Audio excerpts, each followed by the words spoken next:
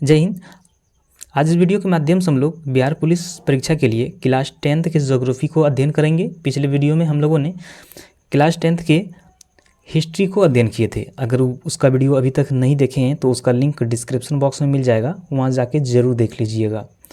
क्या पता यहाँ से क्वेश्चन आप लोगों को सीधा सीधी एग्ज़ाम में देखने को मिल सकता है, तो एक बार ज़रूर पढ़ लीजिएगा। अभी के टाइम में जो पढ़ा हुआ रहेगा वही शायद आप लोगों को ज़्यादा याद रह सकता है, तो इसलिए इसे ध्यान से और पूरा ज़रूर देख लीजिएगा। ये नए जितने भी क्वेश्चन हैं ये नए पैटर्न पर आधारित हैं। ये सभी क्वेश्चन जो हैं ये एनसीईआरटी के जितने भी एनसीईआरटी के क्वेश्चन हैं सभी एनसीईआरटी से ही लिया गया है। तो इसमें ना तो बहुत ज़्यादा है और नहीं कम क्वेश्चन है, इतना क्वेश्चन है जो आप एक बार पढ़िएगा तो याद रह सकता है अभी के टाइम में, और अभी के टाइम में ही जो पढ़िएगा वही ज़्यादा याद रहता है। तो हम लोग इस वीडियो में ज्योग्राफी के सभी टॉपिक को लिए हैं, सभी topic chapter by chapter MCQ कराएंगे। इसमें टोटल जो है ये 6 चैप्टर हैं। हिस्ट्री में जो था वो टोटल जो चैप्टर था शायद 8 चैप्टर था, उसमें 8 चैप्टर में उसमें क्वेश्चन की संख्या थोड़ी सी कम थी, लेकिन इसमें 6 ही चैप्टर हैं, लेकिन इसमें क्वेश्चन की संख्या थोड़ी सी ज़्यादा है इतिहास के तुलना में। तो इसको धैर्य से पूरा ज़रूर देख लीजिएगा, काफ़ी इम्पोर्टेंट हो सकता है परीक्षा के दृष्टिकोण से। तो आइए हम लोग इसको शुरू करते हैं। एक नंबर है भारत संसाधन एवं उसका उपयोग। पहले इस चैप्टर को हम लोग अध्ययन करेंगे। एक नंबर है इनमें से कौन सा जीव है जो केवल भारत में ही पाया जाता है। इनमें से कौन सा जीव है जो केवल भारत में ही पाया जाता है। तो ये जो है डॉल्फिन जो है ये सिर्फ भारत में ही पाया जाता है, तो उसका राइट आंसर हो जाएगा ख नंबर। 2 नंबर है भारत का राष्ट्र पंछी क्या है। भारत का राष्ट्र पंछी क्या है ये तो जानते हैं, मोर है। 3 नंबर है मैंग्रोव्स का सबसे अधिक विस्तार है। मैंग्रोव्स का सबसे अधिक विस्तार कहाँ पर है, तो कहाँ पर है ये, तो ये आपका सुंदरवन में है। कहाँ पर है ये, सुंदरवन में। इसका राइट आंसर हो जाएगा ख नंबर। आगे हैं 4 नंबर जो है ये है टैक्सोल का उपयोग होता है। टैक्सोल का उपयोग कहाँ पर किया जाता है। टैक्सोल का उपयोग कहाँ पर होता है, तो टैक्सोल का उपयोग जो होता है ये कैंसर के इलाज में किया जाता है। कहाँ पर, कैंसर के इलाज में किया जाता है। इसका राइट आंसर हो जाएगा ग नंबर। ठीक है, आगे है चरक का संबंध किस देश से था। चरक के संबंध जो था वो किस देश से था, तो किस देश से था ये, तो ये भारत से था। किससे था, ये भारत से। याद रहेगा, ग नंबर इसका राइट आंसर हो जाएगा। 6 नंबर है भारत में लगभग कितने प्रकार के खनिज पाए जाते हैं। भारत में लगभग कितने प्रकार के खनिज पाए जाते हैं, तो भारत में जो खनिज जो पाए जाते हैं वो लगभग 150 प्रकार के खनिज पाए जाते हैं। ठीक है, इसका राइट आंसर हो जाएगा ग नंबर।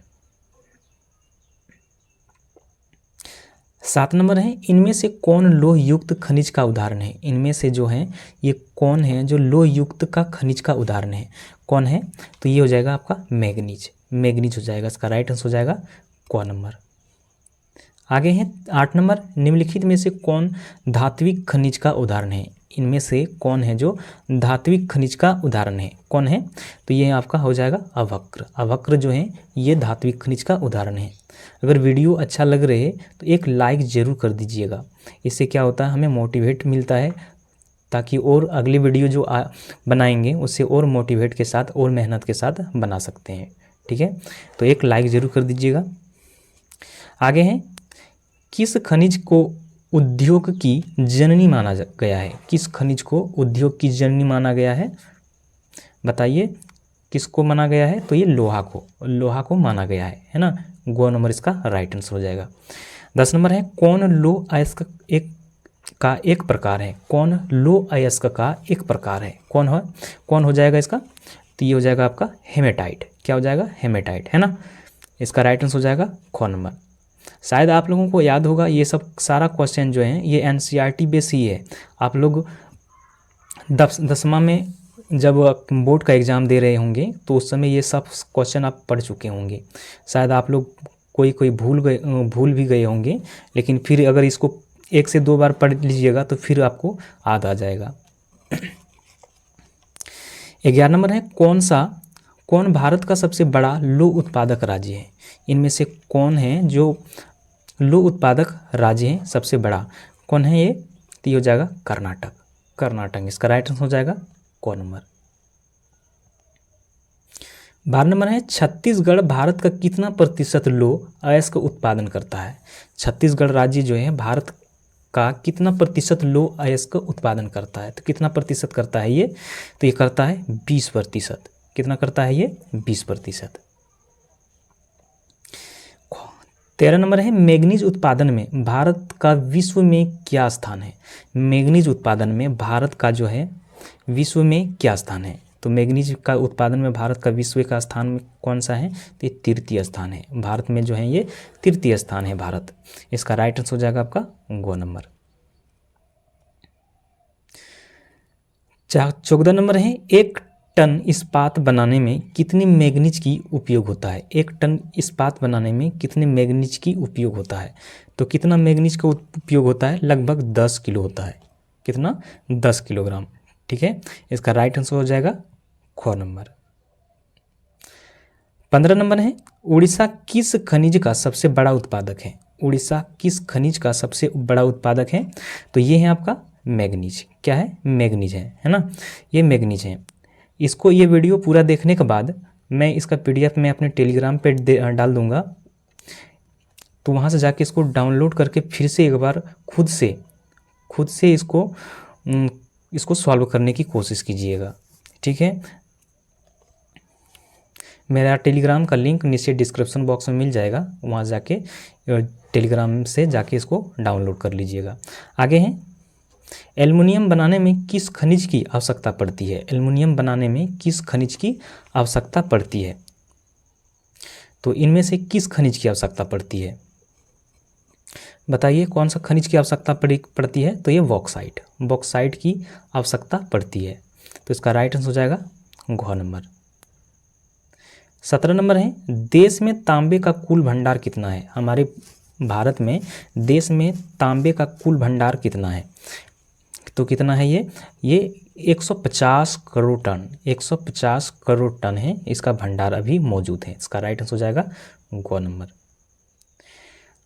आगे 18 नंबर बिहार झारखंड में देश का कितना प्रतिशत अभ्रक का उत्पादन होता है। बिहार झारखंड में देश का कितना प्रतिशत अभ्रक का उत्पादन होता है? तो कितना प्रतिशत होता है बताइए? तो ये होता है 80%। कितना होता है? ये 80% होता है। 19 नंबर है सीमेंट उद्योग का सबसे प्रमुख कच्चा माल क्या है। सीमेंट उद्योग में सबसे जो प्रमुख कच्चा माल जो होता है वो क्या होता है? इनमें से बताइए कौन सा होता है? तो ये चूना पत्थर जो होता है ये सीमेंट बनाने के लिए ये कच्चा पदार्थ होता है उसके लिए। इसका राइट आंसर हो जाएगा क नंबर। 20 नंबर है किस राज्य में खनिज तेल का विशाल भंडार स्थित है। खनिज तेल का जो है वो विशाल भंडार किस राज्य में है? तो किस राज्य में है? तो ये असम राज्य में स्थित है। तो इसका राइट आंसर हो जाएगा क नंबर। आगे हैं भारत में पहला परमाणु ऊर्जा स्टेशन कहाँ स्थापित हुआ। पहला परमाणु स्टेशन जो भारत में स्थापित किया गया था वो कहाँ पर किया गया था? कहाँ पर किया गया था? तो ये याद होगा आपको, तारापुर में स्थापित किया गया था। 22 नंबर है कौन सा स्रोत अनवीकरणीय है। नवीकरणीय नहीं, अनवीकरणीय स्रोत इनमें से कौन सा है? तो ये आपको मालूम ही होगा ये कौन सा है। तो ये हो जाएगा कोयला जो हम अनवीकरणीय क्यों कहते हैं? क्योंकि इसको हम तुरंत नहीं बना सकते हैं या फिर प्रयोगशाला में भी इसको नहीं बना सकते हैं। इसके निर्माण में कई हजारों करोड़ों वर्ष लग जाते हैं, है ना, इसलिए अनवीकरणीय ऊर्जा का स्रोत है ये। 23 नंबर है प्राथमिक ऊर्जा का उदाहरण नहीं है। प्राथमिक ऊर्जा का उदाहरण नहीं है तो कौन सा नहीं है? तो ये जो है ये विद्युत जो है ये प्राथमिक ऊर्जा का उदाहरण नहीं है। बाकी बात जो पेट्रोलियम प्राकृतिक गैस जो है ये प्राथमिक ऊर्जा का उदाहरण है। इसका राइट आंसर हो जाएगा प्राकृतिक ऊर्जा का उदाहरण है। इसका राइट आंसर हो जाएगा ख नंबर। 24 नंबर है ऊर्जा का गैर पारंपरिक स्रोत है। ऊर्जा का गैर पारंपरिक स्रोत इनमें से कौन सा है? तो ये हो जाएगा आपका सौर ऊर्जा। सौर ऊर्जा है गैर पारंपरिक स्रोत। 25 नंबर है गोंडवाना समूह के कोयले का निर्माण हुआ था। गोंडवाना समूह के कोयले का निर्माण हुआ था, कब हुआ था ये? तो ये हुआ था 20 लाख वर्ष पूर्व। 20 लाख वर्ष पूर्व पहले ये इसका निर्माण हुआ था। तो इसका राइट आंसर हो जाएगा ख नंबर। 26 नंबर है भारत में कोयले का सर्वप्रमुख उत्पादक राज्य है। भारत में कोयले का सर्वप्रमुख उत्पादक राज्य कौन है?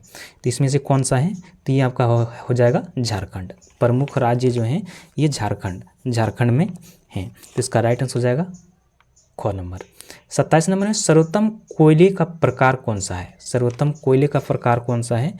तो ये है आपका एंथ्रासाइट। एंथ्रासाइट कोयले जो हैं मुख्य रूप से 4 प्रकार के होते हैं। एक होते हैं एंथ्रासाइट, ब्यूटुमिनस, लिग्नाइट और पीस। सबसे अच्छा क्वालिटी का जो कोयला होता है वो एंथ्रासाइट होते हैं, इसके बाद ब्यूटुमिनस, इसके बाद लिग्नाइट, इसके बाद जो 4 नंबर में आते हैं वो पीट होते हैं। सबसे ज़्यादा जो कार्बन पाए जाता है एंथ्रासाइड में ही पाए जाते हैं जो बिना धुआं से जलते हैं। इसके बाद ब्यूटुमिनस, इसके बाद लिग्नाइट, इसके बाद सबसे लो क्वालिटी का जो कोयला है वो है पीट क्वालिटी, पीट है। ठीक है, इसका राइट आंसर हो जाएगा क नंबर। 28 नंबर है मुंबई हाई क्यों प्रसिद्ध है? मुंबई हाई जो है ये क्यों प्रसिद्ध है? तो ये खनिज तेल के लिए ये प्रसिद्ध है। 29 नंबर है किसका कथन है संसाधन होते नहीं बनते हैं? संसाधन होते नहीं बनते हैं, किसका कथन है ये? तो ये जैमरमैन का ये कथन है। इसका राइट आंसर हो जाएगा क नंबर। 30 नंबर है भारत का प्रथम तेल शोधक कारखाना कहाँ स्थित है? भारत का प्रथम तेल शोधक कारखाना कहाँ पर स्थित है ये? तो ये बरौनी में है। इसका राइट आंसर हो जाएगा आपका ख नंबर। 31 नंबर है प्राकृतिक गैस किस खनिज के साथ पाया जाता है? प्राकृतिक गैस जो है ये किस खनिज के साथ पाया जाता है? तो किस खनिज के साथ ये पाया जाता है? तो ये पेट्रोलियम के साथ ये पाया जाता है। इसका राइट आंसर हो जाएगा ख नंबर। आगे है 32 नंबर भाखड़ा नगल परियोजना किस नदी पर अवस्थित है? भाखड़ा नगल परियोजना किस नदी पर अवस्थित है? तो ये किस नदी पर ये अवस्थित है? तो ये है आपका सतलज। किस पे है ये सतलज नदी पर है। ठीक है, इसका राइट आंसर हो जाएगा ग नंबर। 33 नंबर है दक्षिण भारत की सबसे बड़ी नदी घाटी परियोजना है। दक्षिण भारत की बोल रहा है, दक्षिण भारत की सबसे बड़ी नदी घाटी परियोजना इनमें से बताइए कौन सा है? कौन सा हो जाएगा? ये हो जाएगा सारवती हो जाएगा। इसका राइट आंसर हो जाएगा ख नंबर। 34 नंबर है ताप विद्युत केंद्र का उदाहरण है। इनमें से ताप विद्युत केंद्र का उदाहरण कौन सा है बताइए? तो ये हो जाएगा आपका बरौनी हो जाएगा, है ना। तो इसका राइट आंसर हो जाएगा ख नंबर। अगर वीडियो अच्छा लग रहा है तो एक लाइक और चैनल को सब्सक्राइब कर लीजिएगा, क्योंकि मैं बाकी जो बचा हुआ दिन है इन ही दिनों में सारा कुछ मैं सभी चैप्टर बाय चैप्टर को मैं कवर करा दूंगा। इसलिए चैनल को सब्सक्राइब कर लीजिएगा और वीडियो को एक लाइक कर दीजिएगा। आगे हैं निम्न प्राकृतिक संपदाओं में किसका भंडार सीमित है? निम्न प्राकृतिक संपदाओं में किसका भंडार सीमित है? इनमें किसका भंडार सीमित है? तो ये आपका हो जाएगा कोयला का भंडार जो सीमित है, ये खत्म ही होने वाला है। आगे है 36 नंबर यूरेनियम का प्रमुख उत्पादक स्थल है। यूरेनियम का प्रमुख उत्पादक स्थल कौन सा है? तो ये है गोंडा। इसका राइट आंसर हो जाएगा घ नंबर। आगे है 37 नंबर एशिया का सबसे बड़ा परमाणु विद्युत गृह है। एशिया का सबसे बड़ा परमाणु विद्युत गृह कहाँ पर है? तो ये है आपका तारापुर में। कहाँ पर है ये? तारापुर में है ना।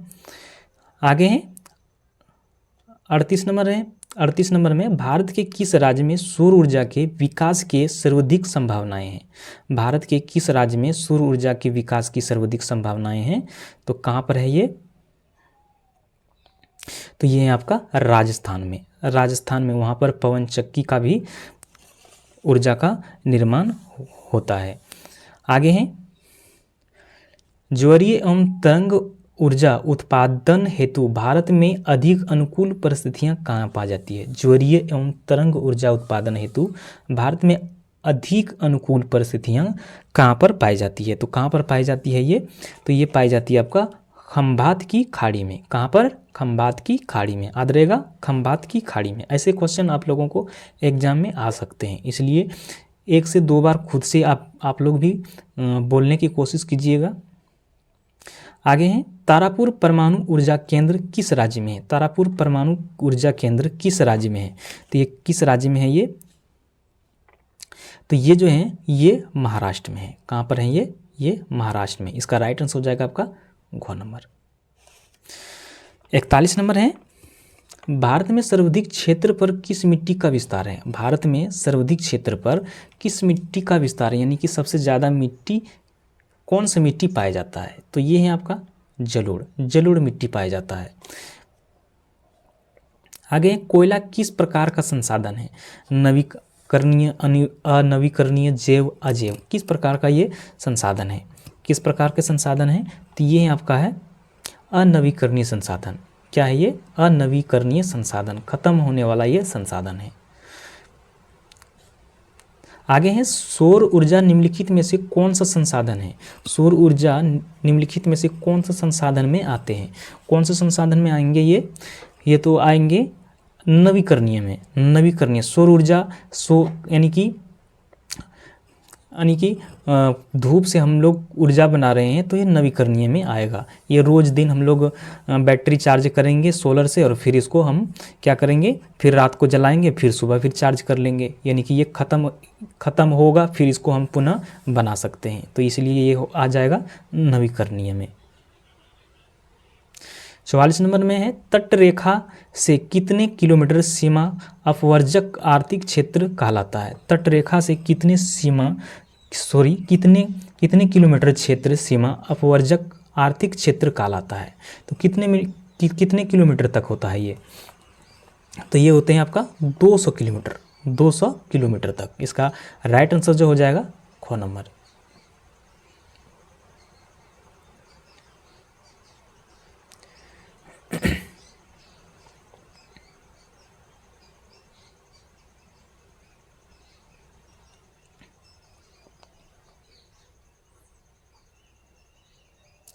पैंतालीस नंबर है, डाकू की अर्थव्यवस्था का संबंध है। डाकू की अर्थव्यवस्था का संबंध किससे है?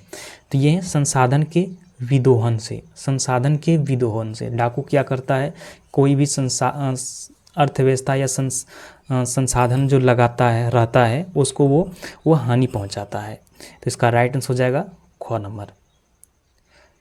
46 नंबर है, समुद्री क्षेत्र में राजनीतिक सीमा की कितनी किलोमीटर क्षेत्र तक राष्ट्रीय संपदा निहित है? समुद्री क्षेत्र में राजनीतिक सीमा के कितनी किलोमीटर क्षेत्र तक राष्ट्रीय संपदा निहित है? कितना होता है ये? तो ये 12.2 किलोमीटर तक, 12.2 किलोमीटर तक। आगे हैं, पंजाब में भूमि निम्नीकरण का मुख्य कारण है। पंजाब में भूमि निम्नीकरण का मुख्य कारण क्या है? तो इसका मुख्य कारण जो है तो ये होगा अधिक सिंचाई का, अधिक सिंचाई के लिए का। आगे है, सोपानी कृषि किस राज्य में प्रचलित है? सोपानी कृषि जो है ये किस राज्य में प्रसिद्ध है? तो ये किस राज्य में प्रसिद्ध है? तो ये उत्तराखंड में, उत्तराखंड के में ये प्रसिद्ध है। आगे हैं 49 नंबर में, मरुस्थलीय मृदा का विस्तार निम्न में से कहाँ है? मरुस्थलीय मृदा का विस्तार निम्न में से कहाँ पर है? तो ये कहाँ पर है ये? तो राजस्थान में, राजस्थान में है। इसका राइट आंसर हो जाएगा ख नंबर। 50 नंबर है, मेढक के प्रजनन के नष्ट करने वाले रसायन हैं। मेढक के प्रजनन को नष्ट करने वाले कौन सा रसायन है? इनमें से कौन सा रसायन है? तो ये है आपका एड्रीन रसायन है। इसका प्रजनन को ही ये नष्ट कर देता है। आगे 51 नंबर में, काली मृदा का दूसरा नाम क्या है? काली मृदा का दूसरा नाम क्या है? काली मृदा में जो कपास उगाई जाती है उस मृदा का नाम क्या है? क्या नाम है? रेगुर मृदा। इसका दूसरा नाम क्या है? रेगुर मृदा भी इसका काली मृदा का दूसरा नाम है। 52 नंबर है, वृहत क्षेत्र में जल की उपस्थिति के कारण ही पृथ्वी को कहते हैं। वृहत क्षेत्र यानी कि बहुत से बहुत ज़्यादा क्षेत्र में जल की उपस्थिति के कारण ही पृथ्वी को कहा जाता है। कौन सा ग्रह कहा जाता है? तो कौन सा ग्रह? तो ये नीला ग्रह। नीला ग्रह पानी के ही उपस्थिति के कारण कहा जाता है। आगे हैं, कुल जल का कितना प्रतिशत भाग महासागरों में संचित है? कुल जल का कितना प्रतिशत भाग महासागरों में संचित है? तो कितना भाग है? तो ये है आपका 96.5%। 96.5% है महासागरों में। आगे हैं, देश के बांधों को किसने भारत का मंदिर कहा था? देश के बांधों को किसने भारत का मंदिर कहा था? किसने कहा था? तो ये पंडित जवाहरलाल नेहरू ने कहा था। पंडित जवाहरलाल नेहरू ने कहा था। 55 नंबर में, प्राणियों के शरीर में कितने प्रतिशत जल की मात्रा निहित होती है? प्राणियों के शरीर में कितनी प्रतिशत जल की मात्रा निहित होती है? कितनी प्रतिशत होती है ये बताइए? तो ये 65%। कितना? 65% होते हैं। 56 नंबर है, बिहार की अति जल दोहन से किस तत्व की संकेंद्रण बढ़ा है? बिहार के अति जल दोहन से किस तत्व की संकेंद्रण बढ़ा है? तो किसका बढ़ा है ये? तो ये बढ़ा है क्लोराइड का। क्लोराइड का बढ़ा। इसका राइट आंसर हो जाएगा आपका ग नंबर। 57 नंबर है, भारत में 2001 ईस्वी में कितने प्रतिशत भौगोलिक क्षेत्र में वन का विस्तार था? भारत में 2001 ईस्वी में कितने प्रतिशत भौगोलिक क्षेत्र में वन का विस्तार था? तो कितने क्षेत्र में था? तो कितने क्षेत्र में था? तो ये 19.27% में, 19.27% में था। आगे हैं 58 नंबर में, वन स्थिति रिपोर्ट के अनुसार भारत में वन का विस्तार है। वन स्थिति रिपोर्ट के अनुसार भारत में वन का विस्तार है। कितना है ये? तो ये है 20% भौगोलिक क्षेत्रों में। 20% भौगोलिक क्षेत्रों में। इसका राइट आंसर हो जाएगा आपका ग नंबर। आगे हैं, बिहार में कितने प्रतिशत भौगोलिक क्षेत्र में वन का फैलाव है? बिहार में कितने प्रतिशत भौगोलिक क्षेत्र में वन का फैलाव है? तो ये कितने प्रतिशत में है? तो ये केवल 7% में। केवल 7% में फैला हुआ है। आगे हैं 60 नंबर में, पूर्वोत्तर राज्यों के 188 आदिवासी जिलों में देश के कुल क्षेत्र का कितना प्रतिशत वन है? पूर्वोत्तर राज्यों के 188 आदिवासी जिलों में देश के कुल क्षेत्रों का कितना प्रतिशत वन है? कितना प्रतिशत वन है? तो इसमें जो है ये है आपका 60.11%। 60.11%। 61 नंबर है, किस राज्य में वन का सबसे अधिक विस्तार है? किस राज्य में सबसे अधिक वनों का विस्तार है? किस राज्य में है ये? तो ये आपका मध्य प्रदेश में। मध्य प्रदेश में है। आगे, वन संरक्षण एवं प्रबंधन की दृष्टि से वनों को वर्गीकृत किया गया है। वन संरक्षण एवं प्रबंधन की दृष्टि से वनों को वर्गीकृत किया गया है। तो कितने वर्गों में इसको बांटा गया है? कितने वर्गों में बांटा गया है इसको? तो ये 3 वर्गों में। कितना वर्गों में? 3 वर्गों में इसको बांटा गया है। 63 नंबर है, 1951 से 1980 ईस्वी तक लगभग कितने वर्ग किलोमीटर वन क्षेत्र कृषि भूमि में परिवर्तित हुआ है? तो कितने परिवर्तित हुआ है? कितने किलोमीटर, कितने वर्ग किलोमीटर में ये परिवर्तित हुआ है? तो ये जो हुआ है ये 26,200 वर्ग किलोमीटर की भूमि में ये परिवर्तित हुआ है। आगे है, संविधान की धारा 21 का संबंध किससे है? संविधान की धारा 21 का संबंध किससे है? तो ये किससे हैं ये? तो ये है आपका वन्य जीवों तथा प्राकृतिक संसाधनों का संरक्षण। वन्य जीवों तथा प्राकृतिक संसाधनों के संरक्षण से ये संबंध है। तो इसका राइट आंसर हो जाएगा आपका क नंबर। आगे है 65 नंबर, FAO की वानिकी रिपोर्ट के अनुसार 1948 ईस्वी में विश्व में कितने हेक्टेयर भूमि पर वन का विस्तार था? तो कितने हेक्टेयर पर इसका विस्तार था? ये जो था ये 4 अरब हेक्टेयर, 4 अरब हेक्टेयर पर था। ये 66 नंबर। और ये संसाधन एवं उपयोग का लास्ट क्वेश्चन। प्राकृतिक संसाधन के संरक्षण के तहत 1968 ईस्वी में कौन सा कन्वेंशन हुआ था? कन्वेंशन कौन सा हुआ था? तो ये हुआ था आपका अफ्रीकी कन्वेंशन। अफ्रीकी कन्वेंशन हुआ था। तो अब हम लोग करेंगे दूसरा चैप्टर कृषि का। 1 नंबर है ज्वार का सबसे बड़ा उत्पादक राज्य निम्नलिखित में से कौन सा है। ज्वार का कौन सा सबसे बड़ा उत्पादक राज्य है, तो ये है आपका महाराष्ट्र, ये है महाराष्ट्र। इसका राइट आंसर हो जाएगा ख नंबर। आगे हैं 2 नंबर में भारत में उगाए जाने वाले मोटा अनाज निम्नलिखित में से कौन सा है। भारत में उगाए जाने वाले मोटा अनाज निम्नलिखित में से कौन सा है, तो इनमें से मोटा अनाज कौन सा है, तो ये हो जाएगा आपका ज्वार जो है ये मोटे अनाज में आते हैं। आगे हैं 3 नंबर में बजरा का सबसे बड़ा उत्पादक राज्य कौन है। बजरा का बताना है, बजरा का सबसे बड़ा उत्पादक राज्य कौन है ये, तो ये है राजस्थान, ये है राजस्थान। इसका 1 क नंबर हो जाएगा राइट आंसर। 4 नंबर है भारत विश्व में निम्नलिखित अनाजों में से किसका सबसे बड़ा उपभोक्ता है। भारत विश्व में निम्नलिखित अनाजों में से किसका सबसे बड़ा उपभोक्ता है, किसका उपभोग ज़्यादा करता है ये भारत, बताइए। तो ये दालों का करता है। इसका राइट आंसर हो जाएगा ख नंबर। आगे हैं 5 नंबर में भारत विश्व में निम्नलिखित में से किसका अग्रणी उत्पादक और निर्यातक भी है। भारत विश्व में निम्नलिखित में से किसका अग्रणी उत्पादक और निर्यातक भी है, कौन है ये, तो ये कौन सा हो जाएगा, ये हो जाएगा आपका चाय का है। इसका राइट आंसर हो जाएगा घ नंबर। आगे हैं 6 नंबर में भारत में किस किस्म की कॉफ़ी उगाई जाती है। भारत में कॉफ़ी जो उगाई जाती है वो किस किस्म की होती है, किस किस्म की उगाई जाती है, तो ये उगाई जाती है अरेबिका कॉफ़ी, अरेबिका किस्म की होती है। तो इसका राइट आंसर हो जाएगा ख नंबर। आगे हैं 7 नंबर भारत को निम्नलिखित में किस पौधे का मूल स्थान माना जाता है। भारत को निम्नलिखित में से किस पौधे का मूल स्थान माना जाता है, किस पौधे को, तो ये कपास का मूल स्थान माना जाता है। 8 नंबर है निम्नलिखित में से किसे सुनहरा रेशे कहा जाता है। सुनहरा रेशे किसको कहा जाता है, तो ये जूट को कहा जाता है। इसका राइट आंसर हो जाएगा क नंबर।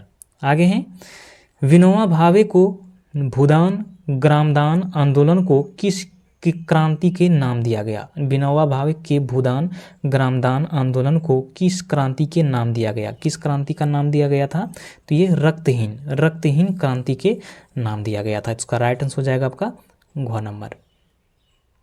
आगे हैं 10 नंबर में निम्नलिखित में से किस कृषि का पर्यावरण पर नकारात्मक प्रभाव पड़ा है। निम्नलिखित में से किस कृषि का पर्यावरण पर नकारात्मक प्रभाव पड़ा है, तो किस कृषि का पड़ा है ये, तो ये कार्बनिक से। इसका राइट आंसर हो जाएगा क नंबर। आगे हैं 11 नंबर में गरीबी रेखा के नीचे बसर करने वाले को क्या कहा जाता है। गरीबी रेखा से नीचे बसर करने वाले लोगों को क्या कहा जाता है, तो ये कहा जाता है आपका बीपीएल कहा जाता है।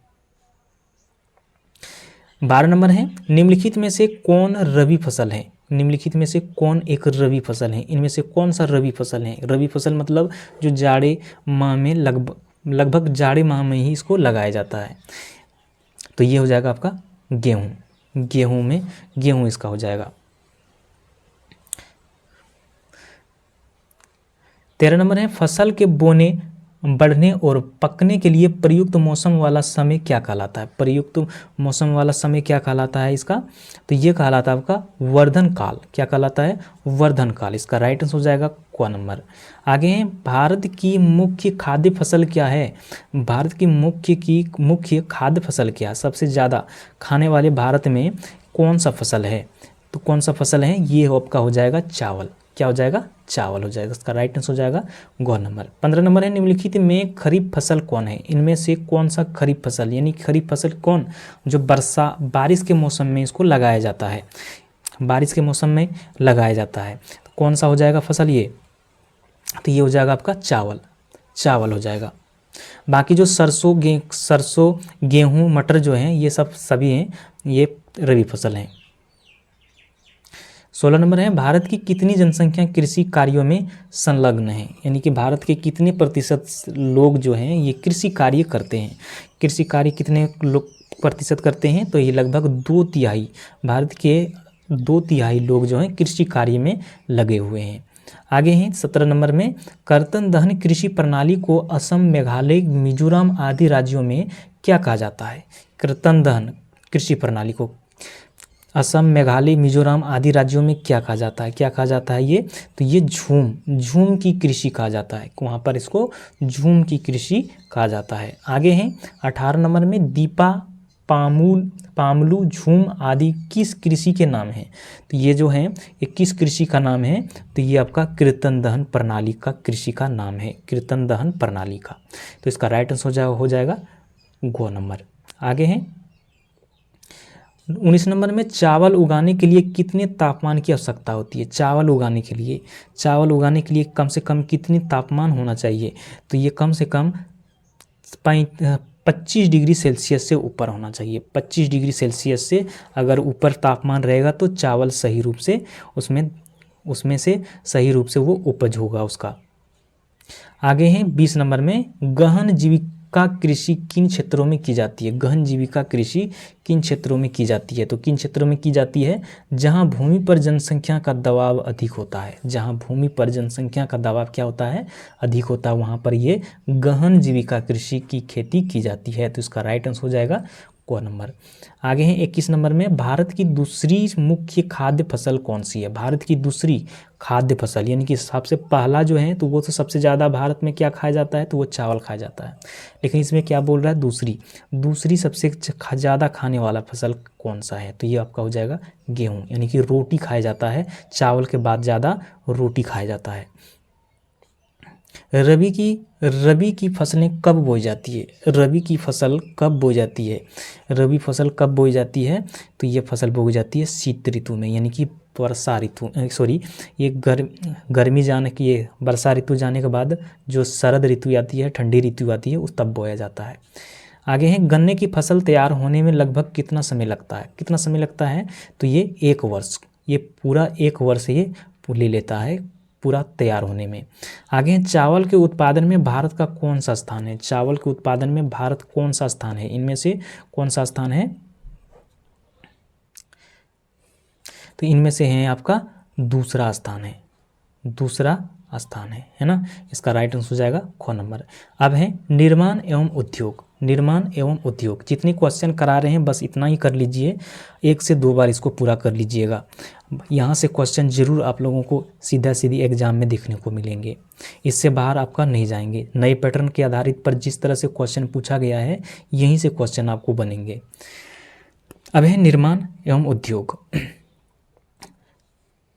1 नंबर है निम्न में से कौन सा उद्योग चूना पत्थर को कच्चे माल के रूप में प्रयोग करता है? निम्न में से कौन सा उद्योग चूना पत्थर को कच्चे माल के रूप में प्रयोग करता है? कौन सा उद्योग करता है ये? तो ये करता है सीमेंट। ये सीमेंट उद्योगों में कच्चे माल के रूप में ये चूना पत्थर का उपयोग करता है। 2 नंबर है निम्नलिखित में से कौन उद्योग सार्वजनिक क्षेत्र के अंतर्गत आता है? सार्वजनिक क्षेत्र के अंतर्गत कौन सा उद्योग आता है? तो कौन सा उद्योग आता है? तो बोकारो लो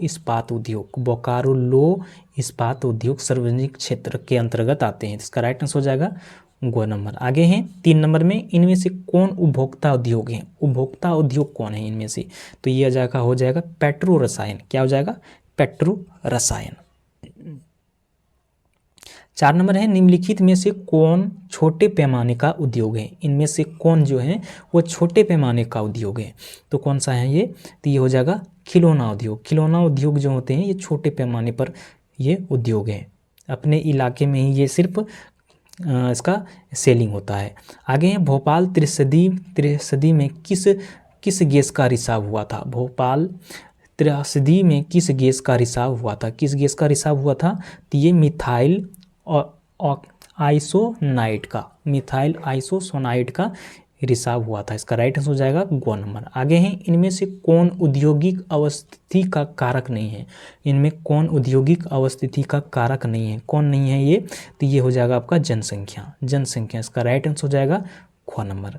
आगे हैं भारत में सबसे पहले स्थापित लो इस्पात कंपनी निम्नलिखित में से कौन से हैं? भारत में सबसे पहले स्थापित लो इस्पात कंपनी निम्नलिखित में से कौन से हैं? तो कंपनी कौन कौन से हैं ये देखिए। तो ये कंपनी जो है ये है, तो ये कौन सा है? तो सबसे पहले जो कंपनी लगाया गया था भारत में तो वो है टाटा लो इस्पात कंपनी, टाटा लो इस्पात कंपनी, TISCO। ठीक है, तो इसका राइट आंसर हो जाएगा ख नंबर। आगे हैं 8 नंबर में, पहली आधुनिक सूती मिल मुंबई में स्थापित की गई थी। क्यों की गई थी? इसलिए किया गया था क्योंकि मुंबई का पतन हो गया था, यह कपास उत्पादक क्षेत्र के निकट स्थित था और मुंबई में पूंजी उपलब्ध थी, इसलिए इसका राइट आंसर हो जाएगा उपयुक्त सभी। ख नंबर इसका राइट आंसर हो जाएगा। 9 नंबर है, निम्नलिखित में से कौन उद्योग कृषि पर आधारित नहीं है? निम्नलिखित में से कौन उद्योग कृषि पर आधारित नहीं है? कौन सा नहीं है? तो ये हो जाएगा आपका सीमेंट। सीमेंट जो है ये कृषि पर आधारित ये उद्योग नहीं है।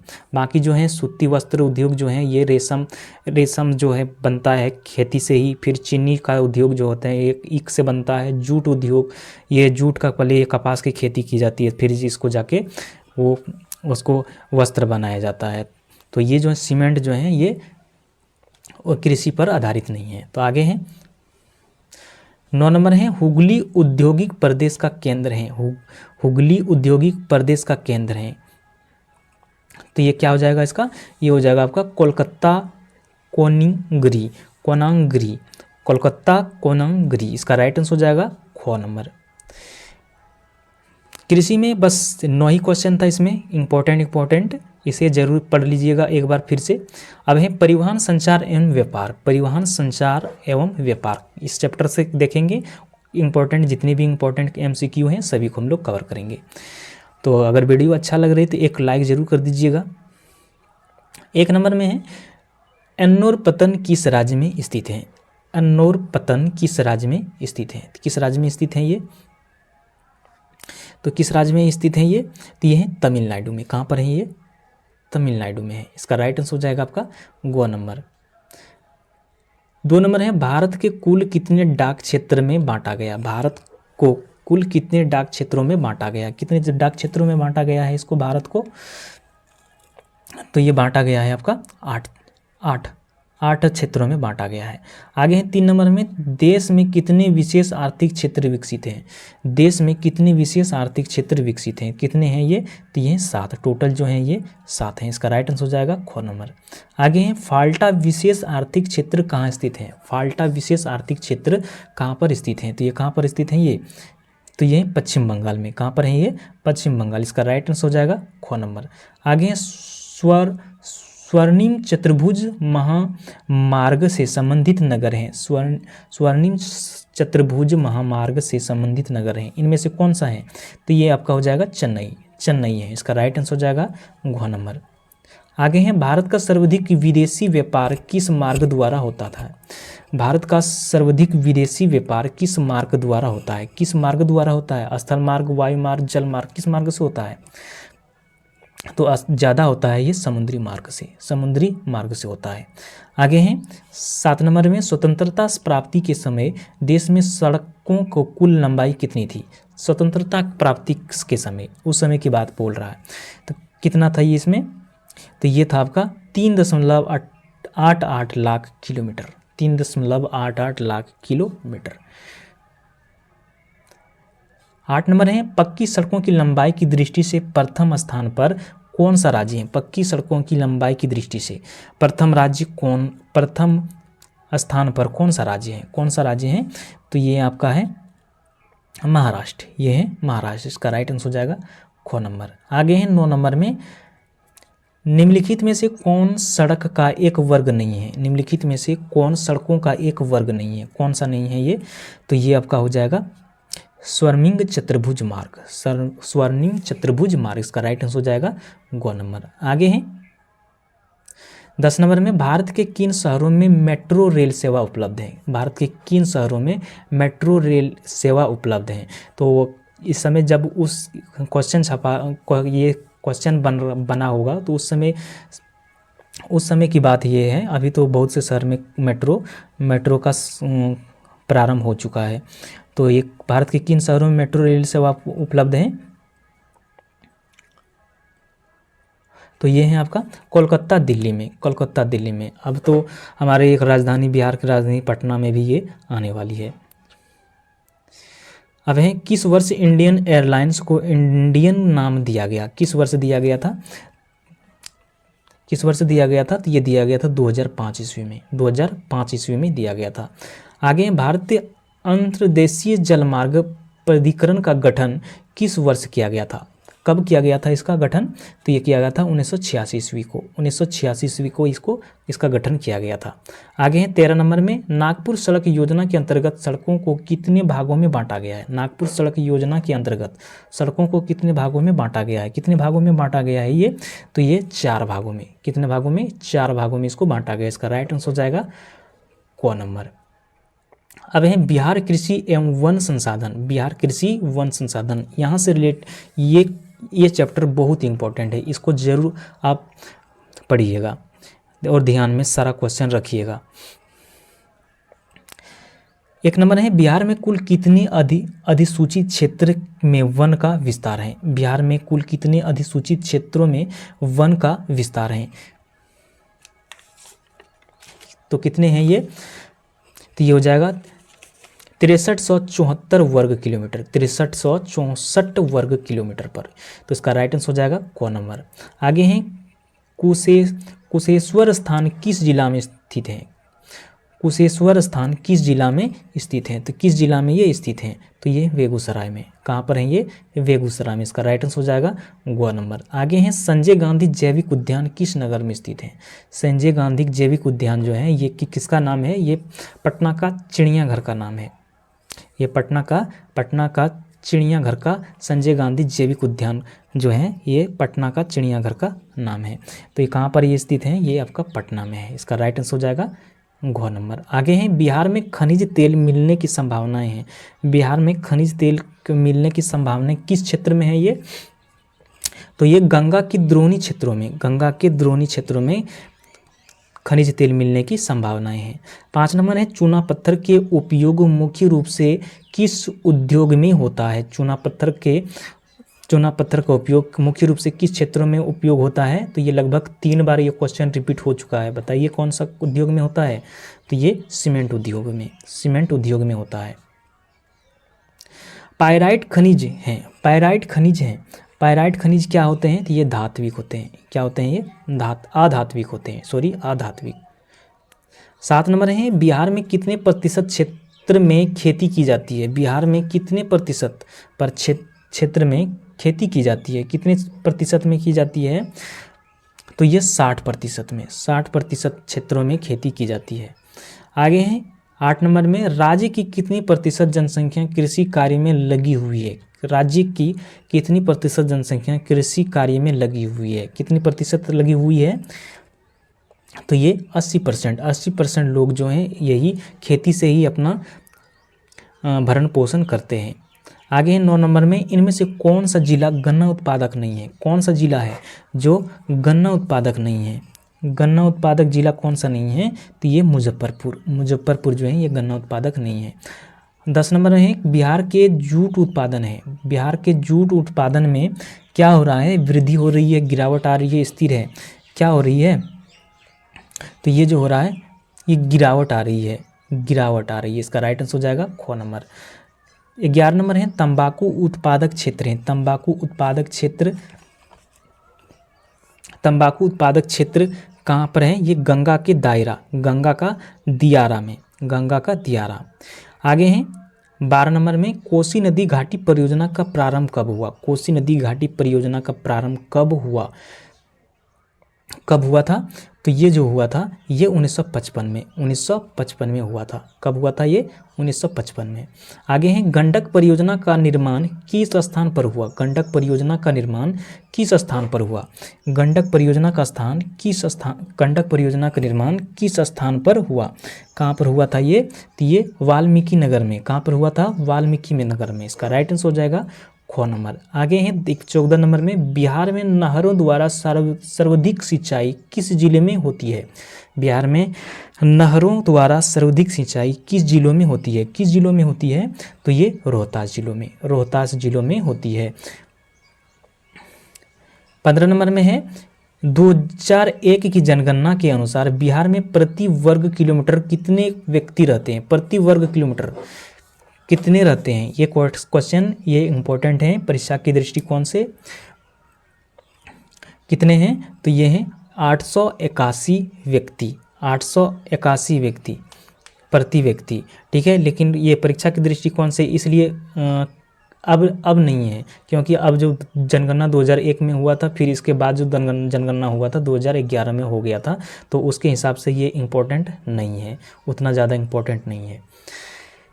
सबसे अधिक आबादी वाला कौन सा जिला है? सबसे अधिक आबादी वाला जिला कौन सा है? तो कौन सा है? तो ये पटना है। आगे है सासाराम नगर का विकास हुआ था। सासाराम नगर का विकास हुआ था किस युग में हुआ था? सासाराम नगर का विकास ये हुआ था मध्य युग में हुआ था। आगे है अविभाजित विहार में एकमात्र नियोजित नगर था। कौन सा नगर था इनमें से कौन सा नगर था? तो ये था टाटा नगर। कौन था ये? टाटा नगर था। इसका राइट आंसर हो जाएगा ग नंबर। 19 नंबर है 2001 की जनगणना के अनुसार बिहार की नगरीय आबादी है। नगरीय आबादी क्या था? 2001 के जनगणना के अनुसार ये था 10.5%, 10.5% था। 20 नंबर है बिहार की सबसे बड़ा नगर कौन है? बिहार का सबसे बड़ा नगर कौन सा है? तो ये आपका है राजधानी, हमारा राजधानी पटना, बिहार का राजधानी पटना है। 21 नंबर है निम्नलिखित में से किस राज्य में वन का सबसे अधिक विस्तार है? वन का विस्तार सबसे कहाँ पर है? तो ये आपका भागलपुर में। तो इसका राइट आंसर हो जाएगा ग नंबर। आगे है मध्य पूर्व रेलवे का मुख्यालय कहाँ है? मध्य पूर्व रेलवे का मुख्यालय कहाँ है? तो कहाँ पर है ये? तो ये आपका हाजीपुर में। कहाँ पर है? हाजीपुर में। इसका राइट आंसर हो जाएगा ख नंबर में। 23 नंबर है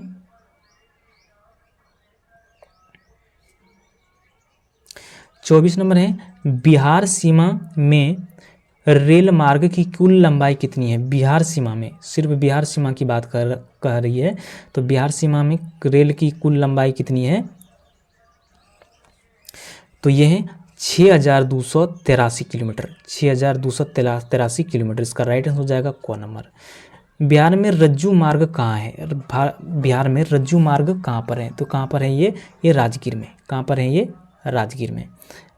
26 नंबर है मंदार हिल किस जिले में स्थित है? मंदार हिल किस जिले में स्थित है? तो ये है आपका बांका जिले में स्थित है ये। 27 नंबर है राष्ट्रीय पोत संस्थान पटना के किस घाट पर स्थित है? राष्ट्रीय पोत संस्थान पटना के किस घाट पर स्थित है? किस घाट पर स्थित है ये? तो ये है आपका महेंद्रू घाट पे। इसका राइट आंसर हो जाएगा क नंबर। आगे है 2001 में बिहार की कुल जनसंख्या थी कितनी थी? 2001 में कुल जनसंख्या कितनी थी? तो ये था 8 करोड़ से अधिक, 8 करोड़ से अधिक था। इसका राइट आंसर हो जाएगा ग नंबर। आगे है 1991 से 2001 के दौरान बिहार की जनसंख्या वृद्धि दर है कितनी प्रतिशत वृद्धि दर है? 1991 से 2001 तक कितनी है? तो 28.63%, 28.63%। आगे 30 नंबर में बिहार में ग्रामीण आबादी है। बिहार में ग्रामीण आबादी कितनी है? तो बिहार में ग्रामीण आबादी जो है 89.5% है, 89.5%। इसका राइट आंसर हो जाएगा क नंबर। आगे है खाद कारखाना कहाँ स्थित है? खाद कारखाना कहाँ पर स्थित है? तो ये कहाँ पर स्थित है ये? तो ये बरौनी में। कहाँ पर है? ये बरौनी में स्थित है। 32 नंबर है किस नगर में कालीन तैयार होता है? किस नगर में कालीन तैयार किया जाता है? तो ये उदयनगर।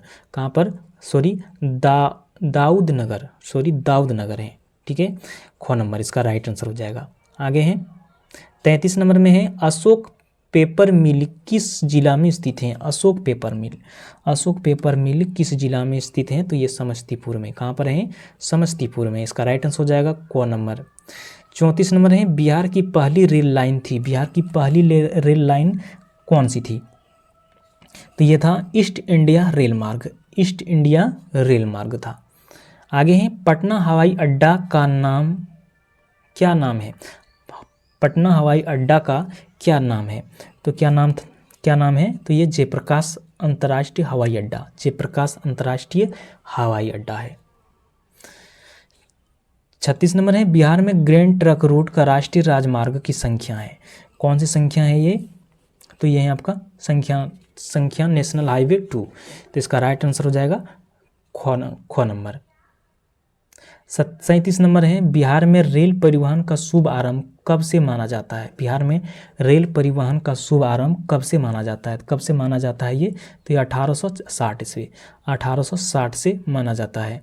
38 नंबर है, बिहार के सोना अयस्क से प्रति टन सोना प्राप्त होता है। कितना कितना प्राप्त होता है? तो ये होता है 0.1 से 0.6 ग्राम, 0.1 से 0.6 ग्राम। इसका राइट आंसर हो जाएगा ख नंबर। आगे हैं, कहलगांव तापीय विद्युत परियोजना किस जिले में अवस्थित है? कहलगांव तापीय विद्युत परियोजना किस जिले में अवस्थित है? तो किस जिले में अवस्थित है ये? तो ये भागलपुर जिले में स्थित है, भागलपुर जिले में। आगे हैं, कांटी तापीय विद्युत परियोजना किस जिले में स्थापित है? कांटी तापीय विद्युत परियोजना किस जिले में स्थापित है? किस जिले में स्थापित है ये?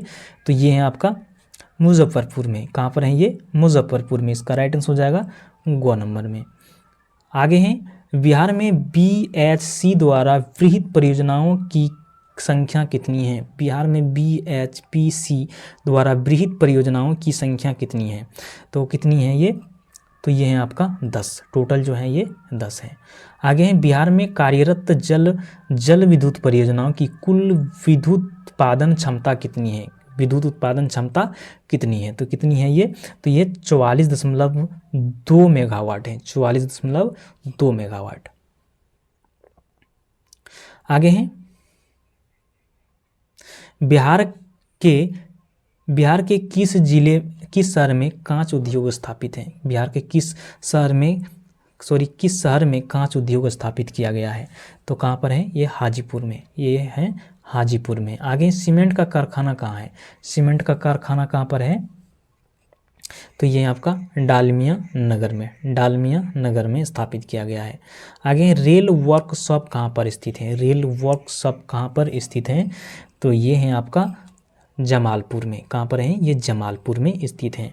अब है लास्ट चैप्टर है इस ज्योग्राफी का, मानचित्र अध्ययन। इसमें से 4 से 5 क्वेश्चन है मात्र, इसको भी देख लीजिएगा साथ साथ।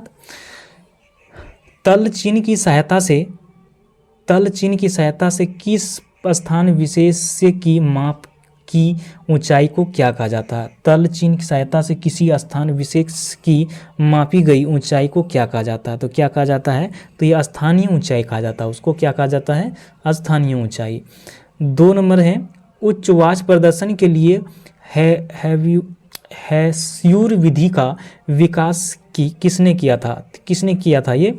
तो ये किया था आपका लेहमान ने। किसने किया था ये? लेहमान ने किया था। 3 नंबर है, पर्वतीय छायांकन विधि में मूल आकृति पर किस दिशा में प्रकाश पड़ने की कल्पना की जाती है? किस दिशा में की जाती है? तो ये उत्तर पश्चिम में की जाती है। किसमें? ये उत्तर पश्चिम में की जाती है। इसका राइट आंसर हो जाएगा ग नंबर में। 4 नंबर है, छोटी महीन एवं खंडित रेखाओं को ढाल की दिशा में खींचकर उच्च वाच प्रदर्शन की विधि को क्या कहा जाता है?